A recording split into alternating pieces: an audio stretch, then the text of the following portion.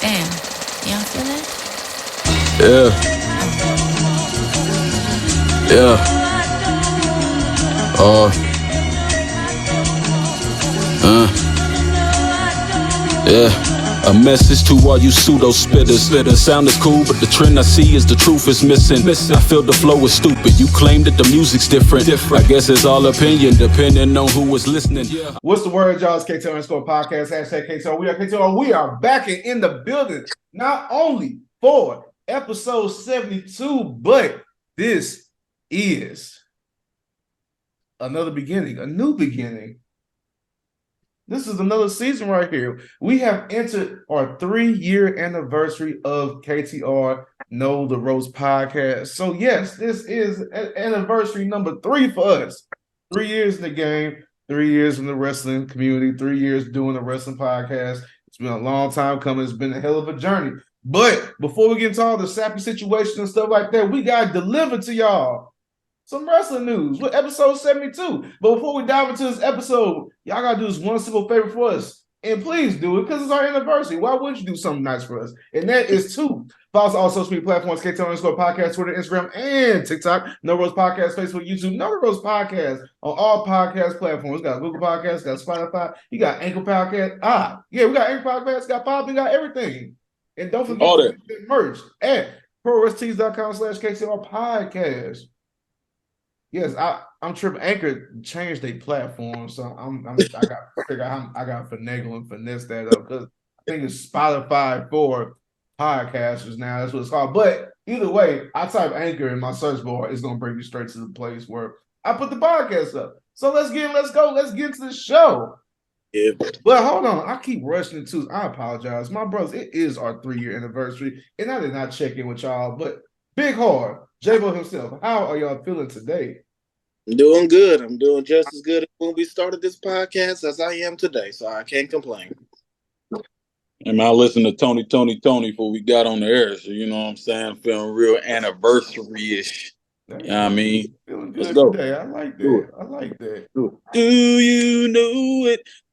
Nope, we ain't gonna do it. Let's go. That's right. We're gonna break it down. Cool. Let's break down this episode real quick. We're gonna start with the first topic at hand. And I know we talk about this a lot, but it's well deserved because he is basically the face of the biggest wrestling industry in the world. He is possibly the face of wrestling today as we know it. He's definitely the face of wrestling entertainment, obviously. He's been on mainstream main events, holding titles for days after days after days, and that is shit. You good? My apology, my throat dried up when I was about to say his name. Oh my God.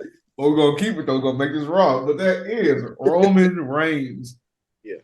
The tribal chief, the head of the table. Mr. 1,000 Days himself. I know we talk about this man a lot every so often. Hell of a storyline. Have not got tired of him yet. Yep. Been holding titles for years now. The About top as long title as at he's been doing that. the show. Just got himself a new title. Mm-hmm. He is the undisputed champion currently. So, with all that being said, all the accolades he has accomplished so far, all the 1,000+ days of his title reign, him being the mainstay, the main focus of wrestling since COVID started, pretty much. Do you consider Roman Reigns to be the greatest of all time?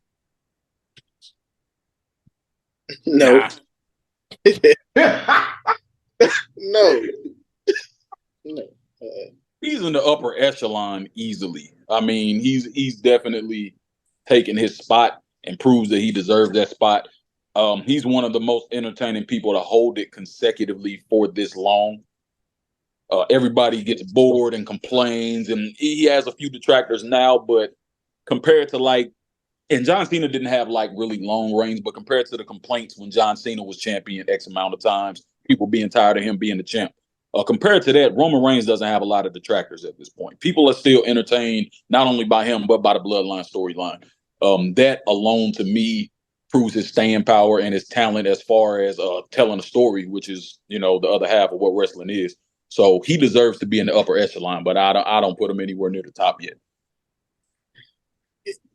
Well, one thing that Roman Reigns benefits from that somebody like John Cena didn't benefit off of is that the fans, at least in the last 10, 15 years, they're bad guy entertained. They love the bad guys. And with John Cena, when he was WWE champion, when he was the face of the company, he was a good guy the entire time, and eventually fans just got sick and tired of that. They wanted something different. John Cena really couldn't be the heel because of merchandising business, whatever you call it. But then you have somebody like Roman Reigns who played the heel the entire time. His success came from his heel. His success did not come from him being a face. So that benefits Roman Reigns, and people want to be interested in him longer because he's playing the role almost perfectly. But I still wouldn't put him as a face. I mean, as one of the greatest, because I don't know. There's so many levels to that. In order to be the greatest, you have to have more than just one great storyline. And don't get me wrong, this is a terrific storyline, one of the best in our generation. But that's just one, and if that's his career based off of, it's going to work. His face run was so forced. I mean, come on, we all know that he had an extremely forced face run. No one cared. People at least gave Cena a chance when he was a face and he began and he dwindled out. They didn't even give Roman a chance. They just didn't. So I'm not taking anything away from Roman because y'all know I'm a huge Roman Reigns fan, especially for the product that he's been given. But were you a Roman Reigns fan before 2020? No, I was not. No, I'm not going to be like one of the people, oh, man, yeah, I was a Roman Reigns fan even before he turned hit. No, I was not. Not at all. I became a fan when he did what we all needed him to do, which was for him to be a heel and pretty much take the energy from the crowd and throw it right back at them. So since he became... That's actually too, that's a good comparison, him and John Cena. They're kind of like the inverse of each other because Cena got over being a heel and then transitioned into being the face, and then people got sick of him. People were sick of Roman Reigns as the face. He transitioned to the heel. So, it's actually a pretty good comparison there. Also, I mean, where we was, the storyline is kind of a double-edged sword at this point, too, because, like you said, he needs more than one good storyline, and his only good storyline right now doesn't really even have anything to do with his title reign. It has to do with his faction imploding. So that's another thing that's really actually it's not helping, and it's kind of like canceling itself out. It's a good storyline, but at the same time, what is it establishing for the footnotes? The title reign, the defenses, the actual rivalries. Who is his biggest rival his entire run is Brock Lesnar, and Brock Lesnar wasn't putting on matches that would stick to your mind like the Rocks and the Stone Colds and Triple H and that's Undertakers. They had matches and feuds with people, and that's not what we get with them right now. Yeah, I completely agree with that. Like I said, because it seems like everybody's caught in the moment, obviously. But the thing about it is, this title reign basically throughout his, like, if you just compare it to his whole career, he's been hot for his 3 years, but the years previous before it's just been, on edge or subpar of not there. And like I said, y'all bring up a very great point of him not being successful when he was attempting to be a face. And I feel like that's just a criteria right there that should add to somebody trying to be the greatest of all time, because they should be well-versed, well-rounded superstars, see how they are as a face, see how they are as a heel. And like there's a handful of superstars that are like on the roster right now who are more well-rounded than Roman Reigns, currently just as an all-around superstar. Grant, this has been a great run for him for the 3 years. The opportunities that WWE has been presented to him has been well, and he's been successful moving forward with like how he presents himself. But at the same time, like, I'm not going to be blinded by this 3-year run that he's currently been on and just say, oh, this man is the GOAT. He's the greatest. He's just very well entertaining as of right now and hasn't gotten stale since. Right. Pretty much, in my opinion. And what do you and plus, let's say the faction thing is finally over, everyone's separated, all go their certain ways. What's left for Roman after that? What's left? And he's really gonna have to rely on himself. It's gonna be interesting to find out what happens then. Yeah, that's great. What is to come for Roman after this whole thing, implodes? Mm-hmm. More likely, obviously, probably gonna take some time off, so just to wither away, let other people have their moments, stuff like that, then possibly pop back up again, or he might be down rest. You never know.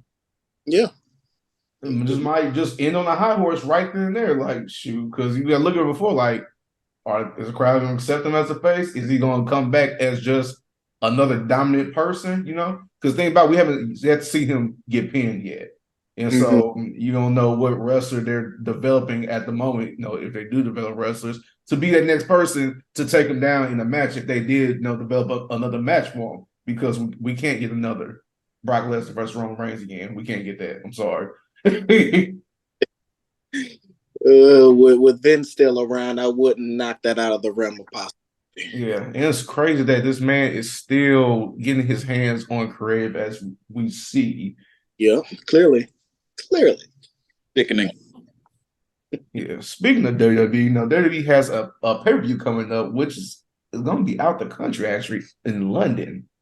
Money in the Bank, one of the premier premium live events out there in the WWE. And we have, obviously, the granddaddy of all matches, the Money in the Bank ladder match, where opportunities should be made. Where opportunities should be made. Do they follow that? No, sometimes yes, sometimes no. But it's the perfect handout for an opportunity to just be created right then and there. And so we have the men's Money in the Bank ladder match, and we have the women's Money in the Bank ladder match. Both should be entertaining. Both hopefully should live up to the Money in the Bank match standard. But my question to y'all is, who do you think will be the next Mr. and Mrs. Money in the Bank? Harv, you start off with this. This is going to be great. We had this discussion, a little bit earlier in the chat. For the women, I'll go ahead and go with that one first.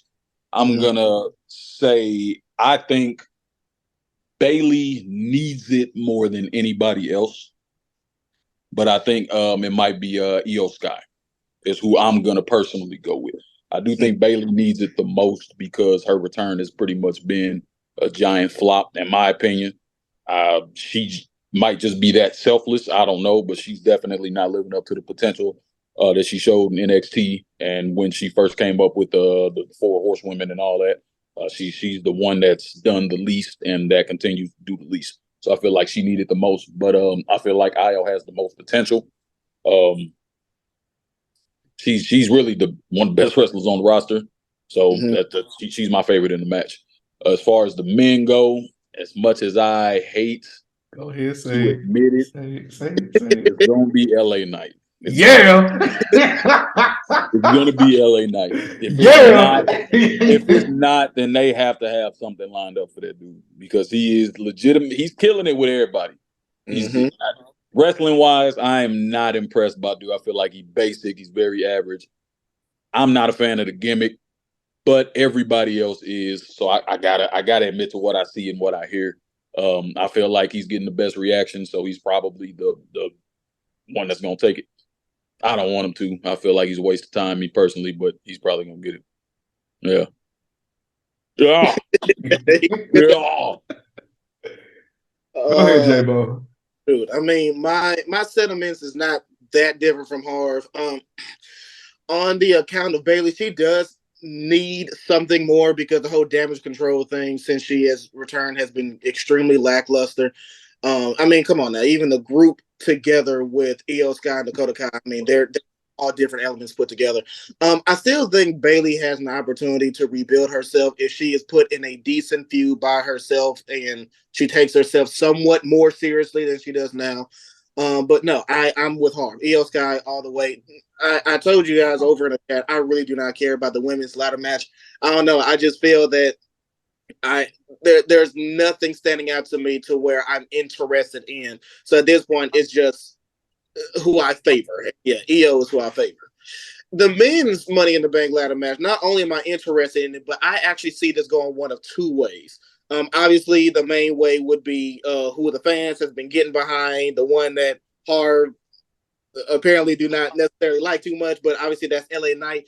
But I do also see the possibility of Logan Paul in there and winning. The only reason why I see that is because you think back to WrestleMania, it was Logan Paul and Seth Rollins. And obviously Seth Rollins came out with the victory. I can see WWE pulling a move where Logan Paul not only wins the Money in the Bank ladder match, but gets his revenge on Seth Rollins by taking the World Heavyweight title from him. It's Vince's WWE. Oh I'm not man! That's Oh, WWE. And yeah. you are lucky. You are the analytical person because I wanted to mute you so bad, but I'm like, he's about to make a real valid point right now. Yeah. Oh, keep going. not saying I want that to happen. I know you don't want that, but you see it happening. That's what I'm saying here. It's happening. And with somebody like Logan Paul, who only makes appearances when it comes for big matches, I can see him taking the Money in the Bank briefcase, being completely absent, which helped for the shocking cash in. And then now they have Seth Rollins versus Logan Paul 2, and then that could eventually lead up to a 3. I see that happening. I do want LA Knight to win just because it's somebody new, somebody fresh, somebody who don't have any titles, who could definitely be somebody, but I can also see it going the WWE route with Logan Paul. Yeah. Sorry. Especially with all that new UFC money. Bro, and that's what's sickening about this. Like, I get it, like money make the world go round, and we need money, and they rely on revenue, and I see they're moving more towards entertainment than wrestling, but it has to be a limit. It really Cinko found his limit. I don't know if it's because I hate Logan Paul, but it really has to be a limit. That's probably it. Yeah. That's legit. I mean, he don't belong there in that capacity. He has proven that he belongs there. He don't belong there in that capacity. He doesn't. Like, it's a limit. Like, I get like having celebrities in certain matches, they can have their spots, they one-on-ones, but when it comes to something of like that type of accolade that these wrestlers train night in and night out for to get to this position, that's where I draw a line, honestly. Like, a Money in the Bank contract, a Royal Rumble win, a title match, all that stuff, that just needs to be out the way from when these celebrities or these one-time shiners and spots just come in and want to do a match, because it's really unnecessary and uncalled for, and you're just wasting space, and you're just making the roster even more upset because, like, damn, you just added Logan Paul to this match. You know, I get it for like entertaining person, but now you just add him because you think y'all want him to win. You taking up somebody else's spot that could have been there, and somebody else's opportunity that they're missing out on because somebody with multi-million followers and multi-millions of dollars came in and said, "Hey, I want to do this." You know, I get everybody's all like nice and stuff in the background, stuff like that. Like, oh, he comes in and trains and does well, and he's a good sport. But that I personally believe some of that's just BS, because it's like, this man is really in this prestige of a match taking my spot. Yeah, he didn't work for it; he just bought it pretty much. But at the same time, starts to get off track for who I think was going to win the Money in the Bank ladder matches. Obviously, for the men's, LA Knight, of course. Yeah. He has really come a long way, honestly, from when he was doing with the Maximum Male models as Max Dupree, getting squashed against everybody's love when the Fiend, and you see how he bounced back from that. Close to almost getting fired from last year. And look where he's at now. The crowd love him. Y'all gave him opportunity, and he took over. You know, it was really a slow build, but it worked though. It worked. Not like too slow, but like, you know, gradually, like over the months. You know, once you give him more TV time opportunity, he made away with it. Yes. So, he's the highest one, and I was really conflicted when him and Montez Ford were in the qualifying match. I was like, damn. I wanted both of them to be in it, so I could be like confused on who I was gonna pick. But I was like, That's the spot Logan Paul taking up right there. It's Yeah. Montez Ford spot. Yeah. Like for real, it truly is. Yeah, it's true. But they on they both on break right now because they celebrating their wedding anniversary, so it makes sense. Probably filming that show and stuff too. Yeah, they was out here in Vegas. Yeah, I'm still sick about that, but that's another story. But yeah, so with the women's Money in the Bank ladder match, the fact that there are two different factions within this match and two individuals that are in the match, and one of the individuals has a feud with one of the factions. Who's gonna just cut everything loose and just say Zelina Vega, Queen Zelina, she's gonna win. She is slightly hot, like with the momentum, she's slightly hot. But at the end of the day, I feel like, okay, if there was any time in the moment to give somebody a boost and a push and an opportunity who needs it more than anybody else because they don't get much time to get exposure, it'll be her. Io Sky and Bailey, they got their thing and they fine. Becky, she don't need nothing because she just popular on her own right now. And who the other two women again? There too. Huh? Trish Stratus. Yeah, why? That's how I said why. Yeah. And Zoe Starks, too soon. Yeah, she needs a little bit more matches and experience underneath her belt on the main roster. But other than that, it's like, yeah, Zelina Vega, in my opinion.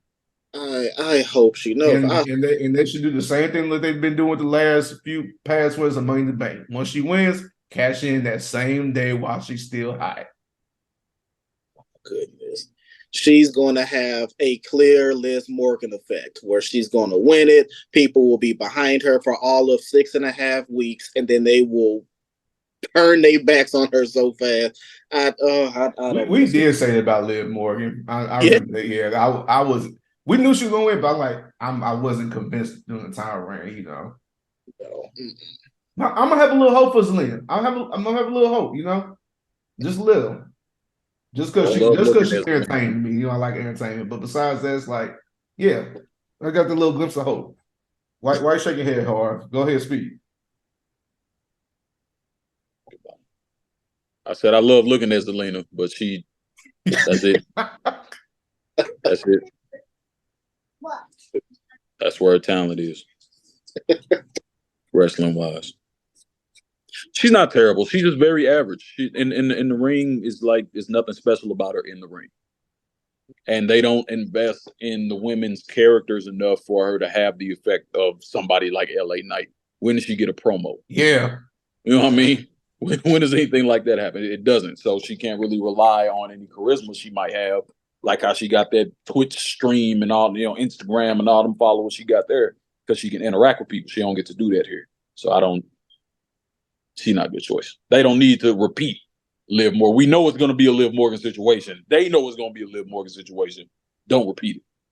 It's still pretty fresh. Yeah. Yeah.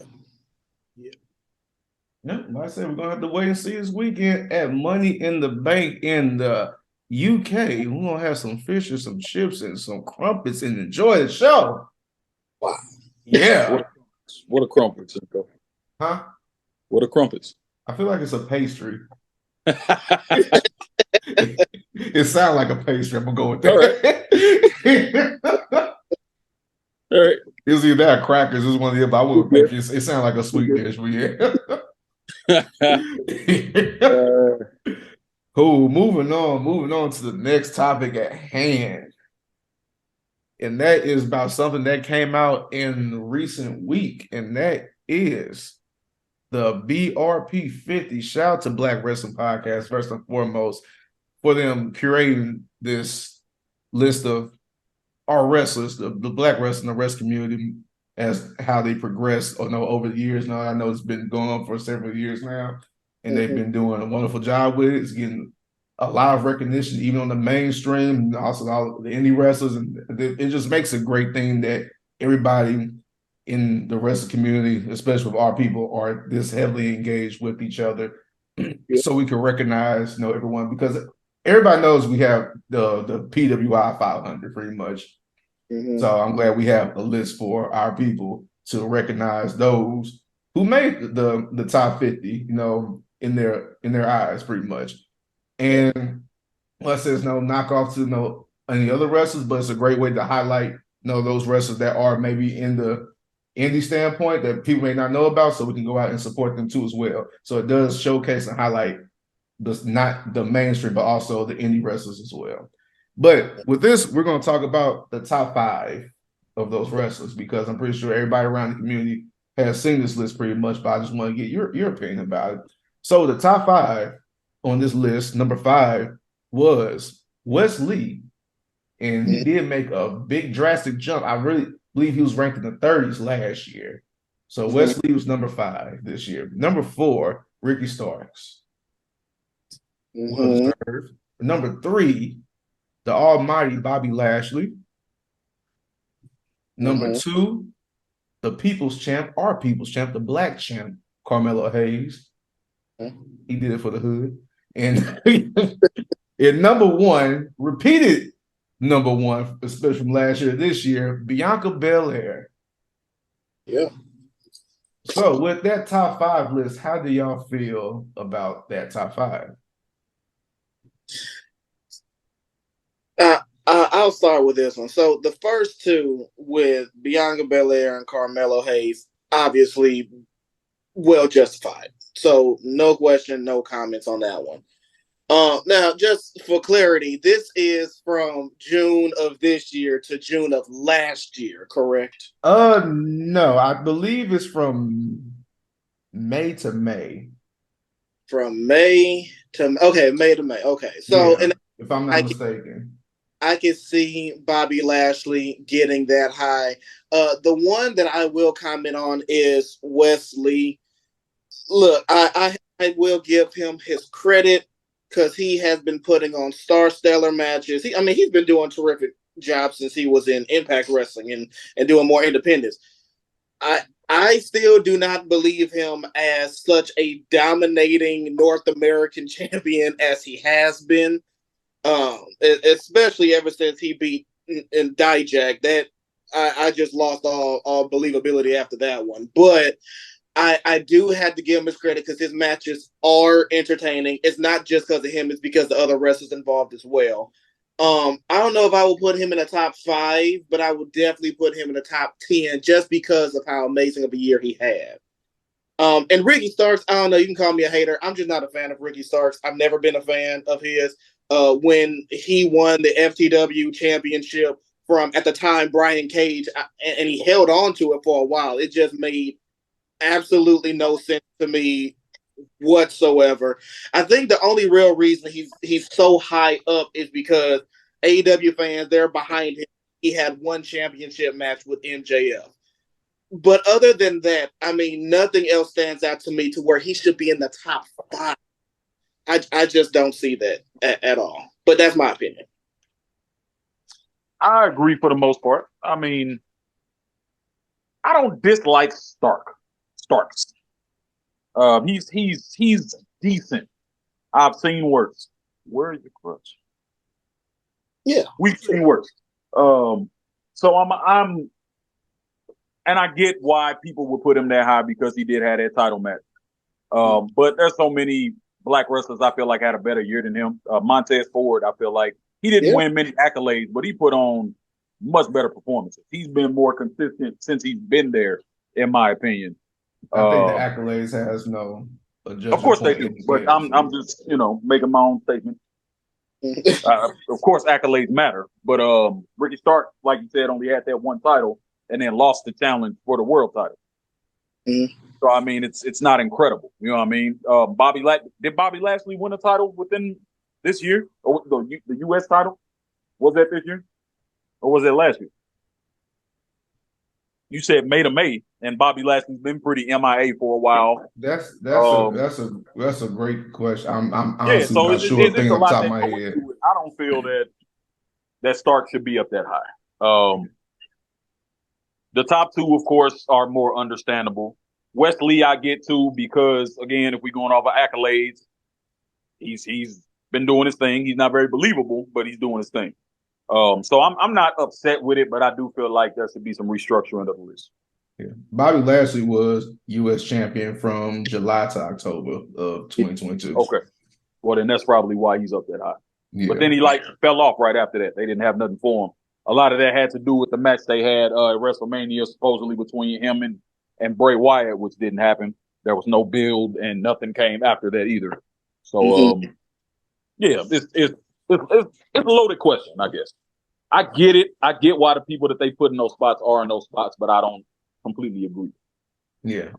With that, actually, Montez Ford was ranked number 17. Yeah, he's not. Ricky Stark ain't 12 spots higher than him.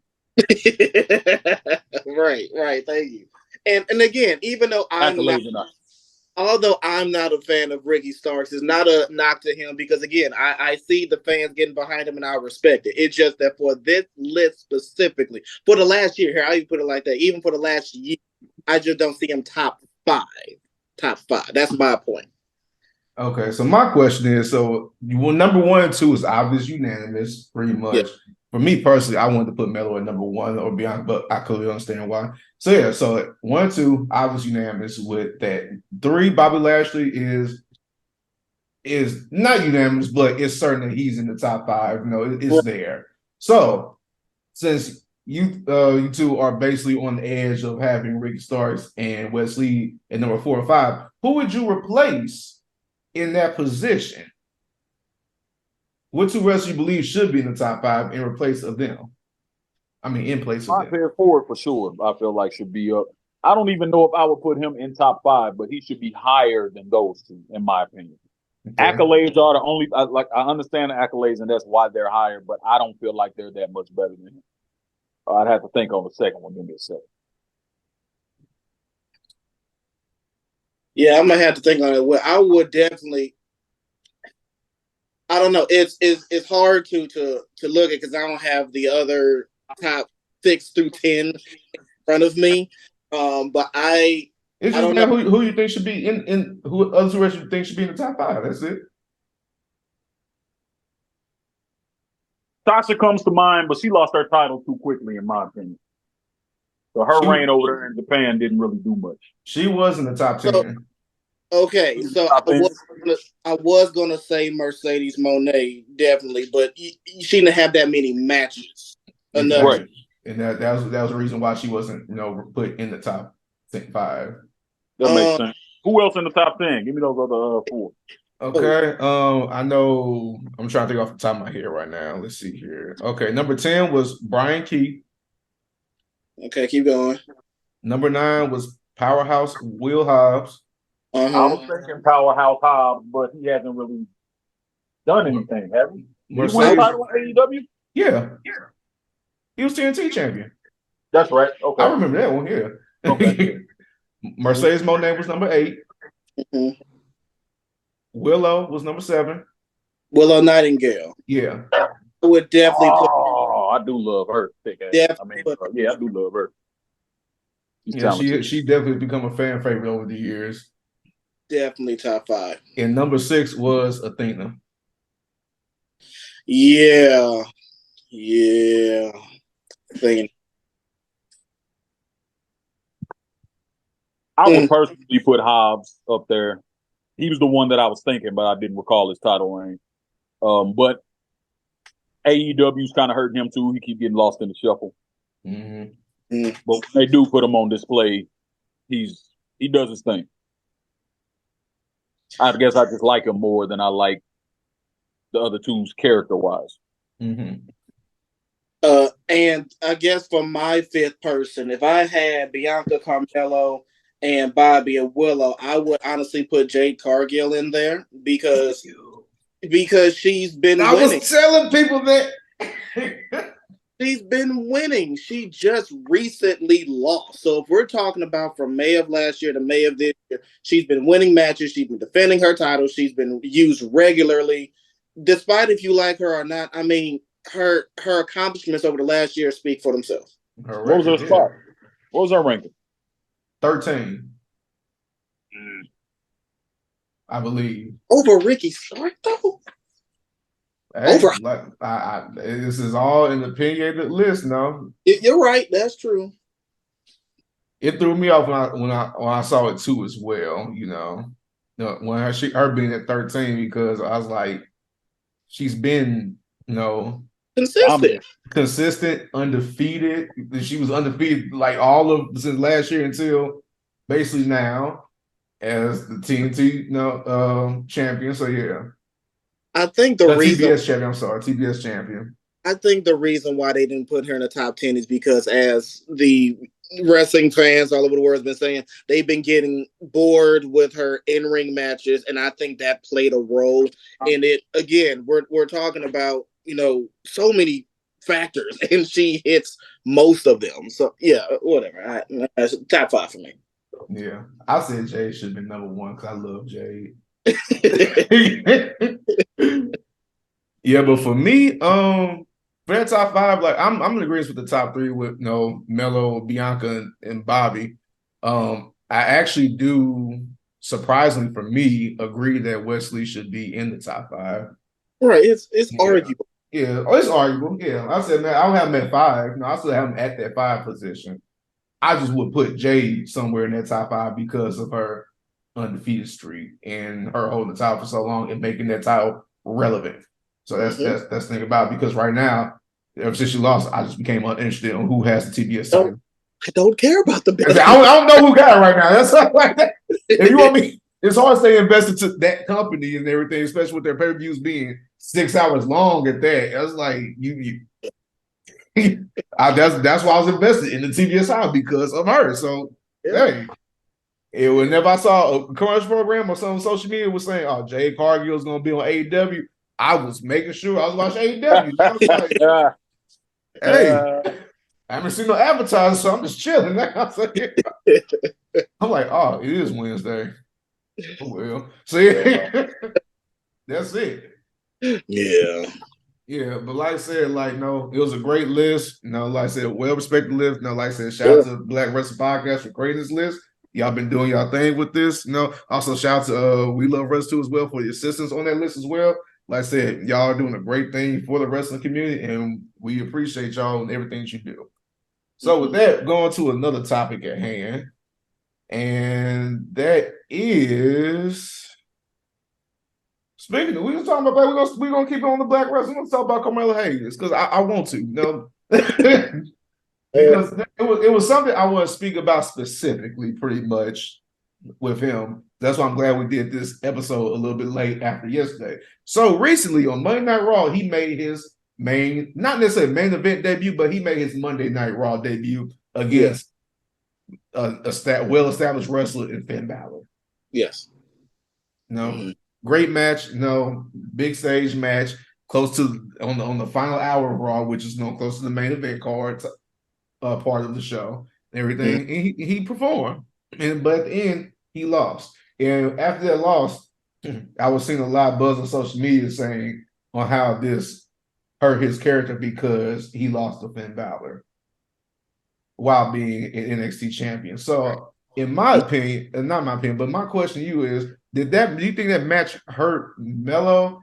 And another question is, I mean, obviously, I believe he's ready, but do you believe he was ready to be on the main roster of Raw or SmackDown?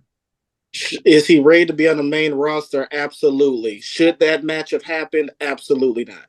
That match should not have happened. And if for some reason they just have to, build this matchup since Seth Rollins faced Braun Breaker on NXT, so now they're doing Finn Balor versus Carmelo. If they just had to at least make sense with the storyline, have Baron Corbin come in, interfere, cost him the match. I saw a lot too as well for that opinion. Yeah, keep the credibility from Carmelo because he has to defend his title on NXT against Baron Corbin, and it still keeps the strength of Finn Balor versus Seth Rollins. But if they wasn't going to go down that route, they did not need to have that match. There was no point. There was no build. It was so random. I don't know if it hurt Carmelo as much as it does the NXT champion. This is the champion of a whole show. He randomly came up on Raw and then he lost clean to a challenger for the other show's title. I don't know that the match shouldn't have happened. You know they'd be throwing random stuff in there, like how Gunther lost clean to Braun Breaker. We're not going to talk about that. I'm still hurt by not It's big hole. It shouldn't have happened. I agree. It was a bad idea, but I don't think it hurts him because he's from NXT. I mean, they're supposed to be on the come up. They're not really supposed to be at the top level just yet. So it doesn't really hurt him, but I do agree it shouldn't have happened. And I do think he's ready for the main roster whenever they want to move him up. But I don't look too hard into it. I think the Braun Breaker one was much more detrimental than Finn Balor. I truly do. That was way worse. But we're not talking about that. So yeah. Yeah. So that makes sense. Like I said, that match should not have happened in general, pretty much. I say him losing clean kind of like threw the whole situation off too as well. But in the same way, I get why he was thrown on there because, it's time for him to get that exposure before he gets to the main roster because, ever before that, it was more heavily focused on Braun Breaker pretty much. And so now, since Melo is the NXT champion, he is working with a person that's on the main roster who is a free agent. It's time to give him this exposure before he gets to the main card. Because, believe it or not, the NXT crowd is different from a Raw and SmackDown crowd. You would expect to think that these crowds would be heavily invested the way that you see the NXT crowds are heavily invested into the NXT superstars, but it's really not the case. It's really surprising, honestly. Mm-hmm. Yeah, because with me, people cheer obviously Melo, but I expected like a bigger pop for some odd reason. Even though the NXT arena is smaller, and he gets a lot of cheers in that. And I was in LA when he had his match against Braun Breaker. All the NXT fans were cheering loud, but it just, I don't know, it just wasn't the same for some odd reason because the thing he just needs that main roster exposure. That's also why it shouldn't have happened, though. They should have just had him come out and do some promo. You know what I'm saying? Talk his trash is what he should have did, and stirred the pot a little bit for a potential match between the two. They could have did that and got him a reaction better than what they did on Raw, in my opinion.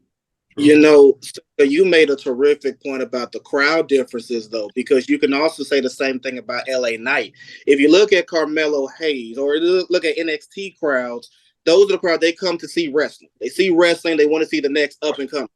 WWE crowds, Raw, SmackDown, that's just the casual wrestling fan. You have your wrestling fans, you have your families that, they look on their phone, oh, wrestling's in town, you want to go? They don't know anything about the wrestlers going on, but they're just there.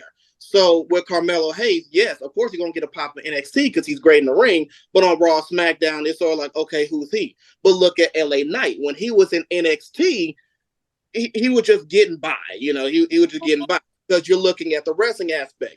But to the entertainment factor, that's why he's been building up so well on Raw and SmackDown because he does that entertainment side. So even for the casual wrestling fan, you're going to be entertained. So yeah, that's one of the issues that Carmelo is going to run into. But to Harv's point, yeah, just come out, do a promo show. Why? You are in that spot. It'll work. Yep. Yeah. Another thing they dropped the ball on was that they did not have Trick Williams on the show on Monday night. That's another thing.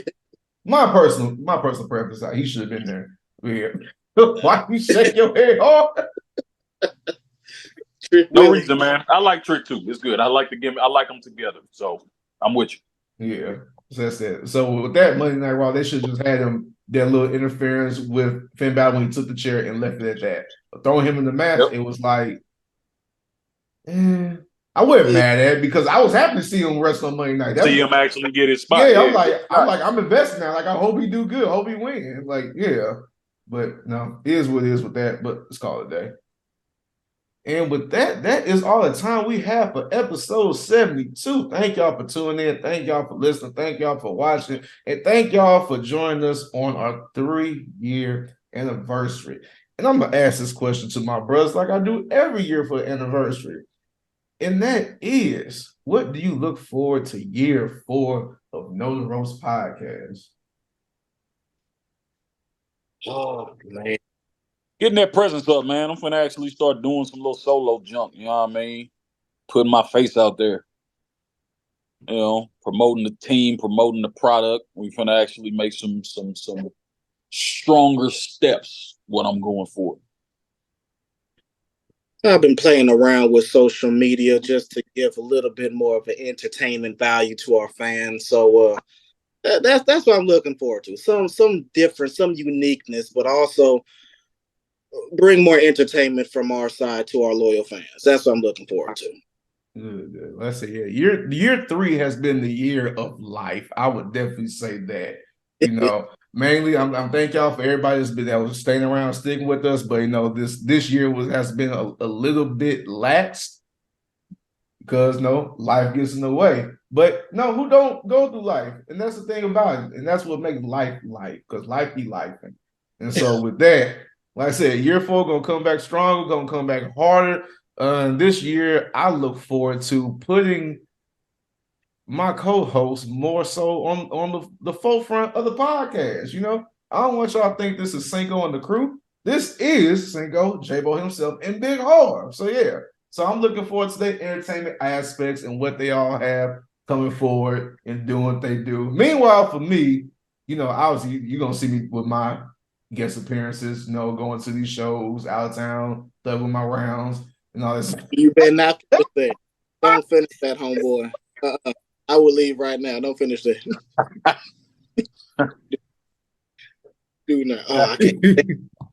And other than that, besides that, and also working on my character for my manager role that I've been doing lately with Glory Pro Wrestling, and it's been a great year. I mean, I've done a year already with that, being a manager. And I've been through a lot, and I just realized it's been great. I did matches with Homicide. I did matches against Tootie. We beat them up. And I was involved in hardcore matches, time matches with Mike Outlaw, doing stuff with Calvin Tankman, who is also on the BRP 52 as well. It's been a hell of a year. I've been enjoying myself, and I look forward to what's to come. Yeah. I look forward to seeing you take some bumps, man. That's a good thing to look forward to this year. I look forward to seeing you put through a table. I want to see a chair wrapped around your noggin. All right. I want to see you in a strap match. I want somebody to just take you to the shed. I hope you win, but I want to see you get hurt.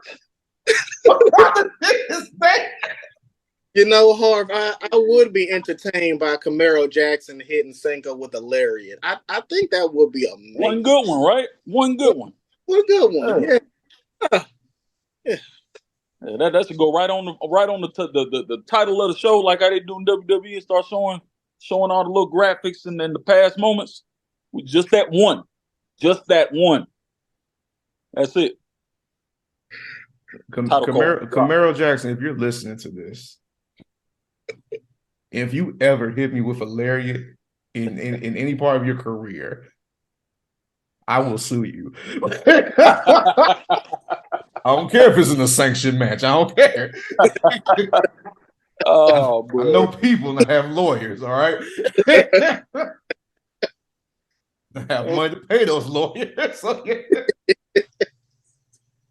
But like I said, all jokes, like I said, I'm looking forward to what's to come of that, and I can't wait for this year 4. But besides all that, this is episode 72. We sign out. Thank y'all everybody for support. Thank y'all everybody for the love. And thank y'all everyone for the appreciation. We love it, and we can't thank you enough. But before y'all sign out, y'all got just one simple favor for us, and that is to follow us on all social media platforms: KTR_podcast, Twitter, Instagram, and TikTok. No Roast Podcast, Facebook, YouTube. No Roast Podcast.